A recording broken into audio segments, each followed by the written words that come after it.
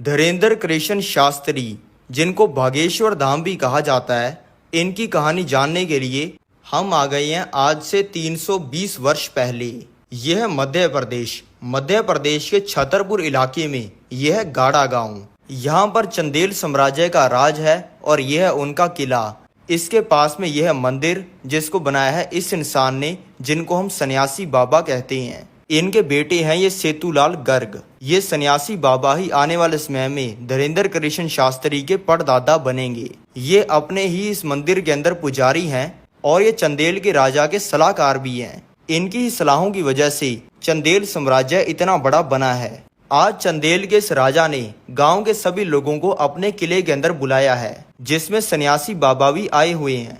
सभी आए हुए लोगों को लग रहा है कि यहाँ पर पूजा होने वाली है, लेकिन चंदेल के राजा ने अपना बल दिखाने के लिए अपनी तलवार से इस गौ माता को बीच में से काट दिया है। इसको देखकर सन्यासी बाबा ने यह प्रण ले लिया है कि जब तक ये चंदेल साम्राज्य का विनाश नहीं कर देते, तब तक ये ना ही कुछ खाएंगे ना ही पिएंगे, और ये अपना घर और सलाहकार का काम छोड़ के अपने इस मंदिर के अंदर भक्ति करने लग गई हैं। अब इनको ऐसा करते हुए 40 दिन हो चुके हैं। इनकी भक्ति से प्रसन्न होगी वही गौ माता जिसको चंदेल के राजा ने काट दिया था, इनको दर्शन दिया है और इनको बताया है कि आपने हमें इंसाफ दिला दिया।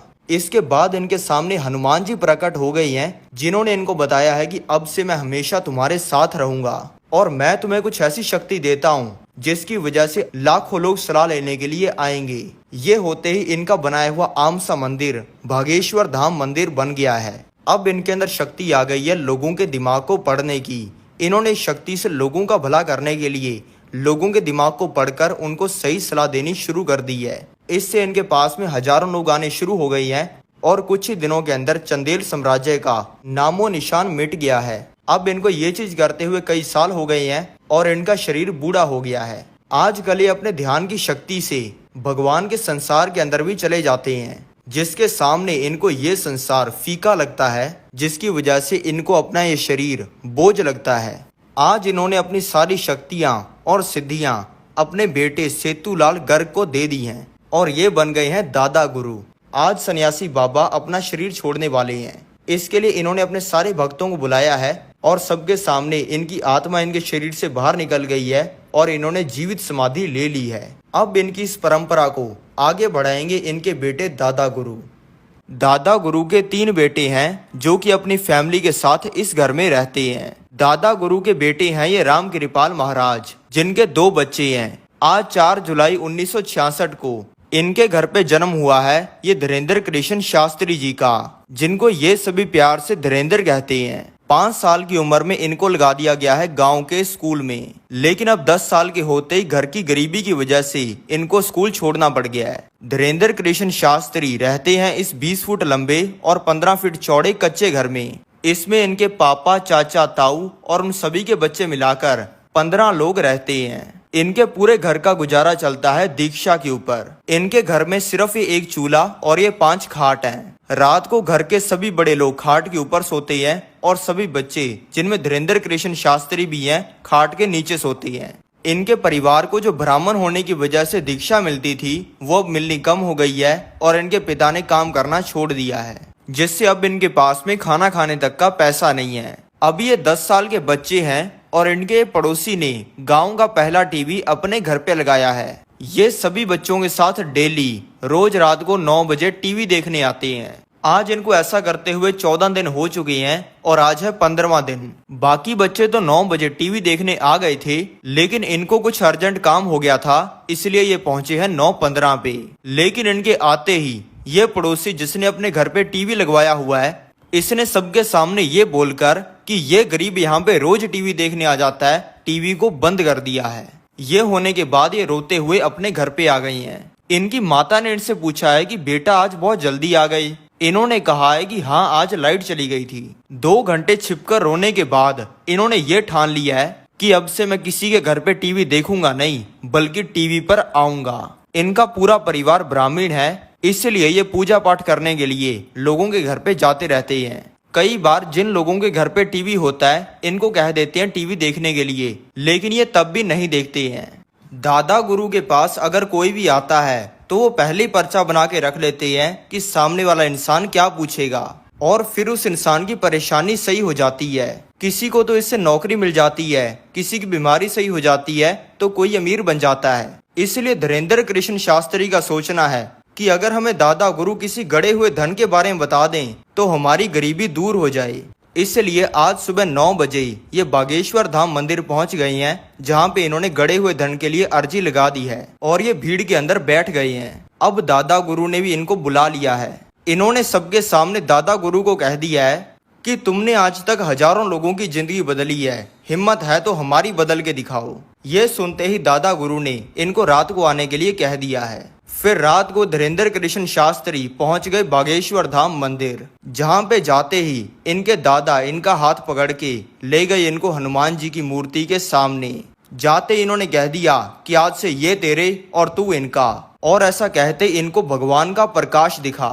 और फिर आखिर में इनके दादा ने इनसे कहा कि तुम यहाँ पे पर्चा बनवाने आए थे, लेकिन अब तुम पर्चा बनाने वाले बन चुके हो। ऐसा होने के बाद ये नहीं है कि इनको सिद्धियां मिल गई हैं। इन्होंने दादा गुरु के कहने पर 2 साल पहाड़ों में जाकर अकेले साधना की है, हिंदू धर्म के दर्जनों ग्रंथ पढ़े हैं और दिन रात संतों की सेवा की है। अब 15 साल की उम्र में, लेकिन इनके परिवार की स्थिति अभी भी गरीबी की है, पर आज इनको खजाना मिलने वाला है। ये किसी काम के लिए आए थे मथुरा, और अब इनको अपने गांव वापस जाना है, जिसकी टिकट खरीदने के लिए ये अभी काउंटर पे आ चुकी हैं। लेकिन यहाँ पे आते इनको पता चला है कि इनकी जेब कट गई है, जिसमें 1100 रुपए और एक नोकिया का फोन था, जिसपे सांप सीढ़ी खेला करते थे। यानी कि अब इनके पास में वापस जाने की टिकट खरीदने का पैसा नहीं है। इन्होंने अपने दिमाग से ही हनुमान जी को सवाल पूछा है कि अब मैं वापस कैसे जाऊं, और आगे से आवाज आई है कि एसी डब्बे के अंदर चढ़ जाओ। ये सुनते ही ये एसी डब्बे के अंदर चढ़ गई हैं। इनको लग रहा था कि यहाँ पे इन्हें सीट मिलेगी, लेकिन सीटें तो सभी भरी हुई हैं। इसलिए ये आके खड़े हो गई हैं ट्रेन के कंपार्टमेंट के पास में। अब एसी डब्बे के अंदर भी चढ़ के एसी का मजा ना ले, ये तो हो ही नहीं सकता। इसलिए ये ट्रेन के डब्बे को बार बार खोल लेती हैं और ठंडी हवा लेकर बंद कर देती हैं, जिसे देखकर ट्रेन में जा रहे एक इंसान ने कंप्लेंट कर दी है और इनके पास में टीसी आ गया है, जिसने आते ही पूछा है कि तुम्हारी टिकट कहाँ पे है। इन्होंने आगे से कहा है कि मेरे पास में टिकट नहीं है। ये सुनते ही टीसी ने बोल दिया है कि तुम्हें 1200 रुपए फाइन देना पड़ेगा, 6 महीने जेल जाना पड़ेगा, और मैं अभी फोन करके पुलिस को बुला रहा हूँ। और टीसी ने फोन अपनी जेब से निकाल लिया है, जिसके जवाब में धीरेन्द्र कृष्ण शास्त्री जी ने अपने डब्बे में से हनुमान जी को निकाल लिया है और कहा है कि मरवाओगे क्या। ये कहते इनके दिमाग के अंदर कुछ हुआ है और इन्होंने टीसी को बोल दिया है कि तुम्हारा नाम अमर सिंह है, तुम्हारे पिता का नाम अमंग सिंह है, तुम्हारे बच्चा नहीं हो रहा, और तुम्हारी लुगाई का नाम सविता है। ये सुनते ही टीसी ने इनका हाथ पकड़ लिया है और वो इनको इस ट्रेन के डब्बे में से लेके जा रहा है। धीरेन्द्र कृष्ण शास्त्री जी को लग रहा है कि अब तो अपना जेल जाना पक्का है, लेकिन इस टीसी ने तो फर्स्ट क्लास डब्बे का गेट खोलकर इनको बैठने के लिए कह दिया है, जिसकी टिकट ही 5000 की है, और अब ये आराम से इसमें सो गई हैं। अब ये कुछ ही घंटों में पहुंच गई हैं अपने गांव के डिस्ट्रिक्ट छत्तीसगढ़ में, और अब इनका उतरने का टाइम हो गया है। टीसी ने इनसे फाइन तो लेना क्या था, बल्कि इनको 1100 रुपए दे दिए हैं, और धीरेन्द्र कृष्ण शास्त्री जी ने टीसी को कह दिया है कि तुम्हारे बच्चा पक्का होगा। अब धीरेन्द्र कृष्ण शास्त्री जी ने सोच लिया है दरबार लगाने का और लोगों का भला करने का। इस दरबार को कभी अंधेरी के अंदर पेड़ के नीचे, या हड्डियां जमा देने वाली सर्दी में टेंट के अंदर, या फिर जून जुलाई की गर्मी में कमरे के अंदर बैठकर लगाते हैं। लेकिन ये करने की वजह से इनको पूरी दुनिया के द्वारा मालाएं नहीं मिलती हैं, बल्कि अपने दोस्त और रिश्तेदारों के द्वारा ताने मिलते हैं। सभी इनको कहते थे कि और बाबा जी, लोगों का भला करके खुद का कितना भला कर लिया। इनके दोस्त ने कहते थे कि बाबा जी, आपके दादा गुरु हमारा क्या भला करेंगे, वो तो आपका ही भला नहीं कर पाए। लेकिन धीरेन्द्र कृष्ण शास्त्री जी को इन तानों से तोड़ने की तो बहुत कोशिश की गई है, लेकिन इनको ये ताने तोड़ नहीं पाई हैं। इन्होंने अब दरबार लगाने लगातार शुरू कर दिए हैं, लेकिन इनके दरबार में 5 लाख लोग नहीं आते हैं, बल्कि सिर्फ 5 लोग आते हैं। इस समय में ऐसा लग रहा है जैसे भगवान इनकी परीक्षा ले रहे हैं और ये देख रहे हैं कि धीरेन्द्र कृष्ण शास्त्री अपनी इन शक्तियों से लोगों का भला करते हैं या फिर अपना भला करते हैं। इतनी दिव्य शक्तियां होने के बावजूद ये किसी से 1 रुपया नहीं ले रहे किसी की समस्या का उसे समाधान बताने के लिए। भले इनके दरबार में आईएएस ऑफिसर आ जाए या फिर मंत्री आ जाए, लेकिन इनके दरबार में पहले पर्ची उसी की लगती है जिसकी पहले पर्ची लगनी चाहिए। इनकी दिव्य शक्तियों को देखकर इनके पास में बहुत सारे कोई बुरा काम करने के लिए लाखों करोड़ों रुपए के ऑफर आते हैं जो कि इनकी गरीबी को झट से खत्म कर सकते हैं, लेकिन ये हर किसी बुरे काम को मना कर देते हैं। अब इनको ये करते हुए कई साल हो गए हैं और इनकी उम्र हो गई है 26 साल की।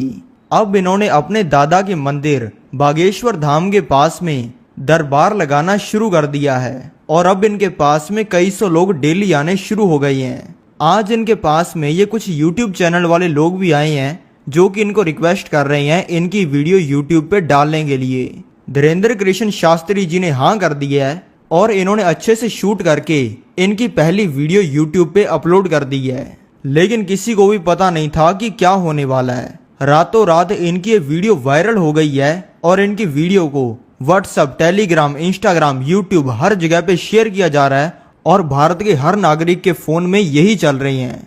ये देखकर इनके पास में और ज्यादा लोग और मीडिया वाले आने लग गए हैं और देखते ही देखते इनका ये दरबार बढ़ता जा रहा है। और अब 2024 में धीरेन्द्र कृष्ण शास्त्री जी के बागेश्वर धाम पंडाल में कई बार तो 10 लाख लोग भी आ जाते हैं, जिनको बागेश्वर धाम सरकार प्यार से पागल कहते हैं। और आज भी ये 10 लाख लोगों के सामने वही सेम चीज करते हैं जो कि ये आज से 5 साल पहले 10 लोगों के सामने करते थे। ये सामने वाले इंसान के बोलने से पहले पर्चे पर लिख देते हैं कि आपके घर पे चोरी हुई है, किस इंसान ने चोरी की है, आपकी शादी कब होगी, आपको कौन सी बीमारी है, आपका क्या नाम है। और अगर कोई बागेश्वर धाम सरकार की परीक्षा लेने की कोशिश करता है तो बागेश्वर धाम सरकार वो चीजें भी बता देते हैं जो कि सामने बैठे इंसान के अलावा किसी को नहीं पता होती।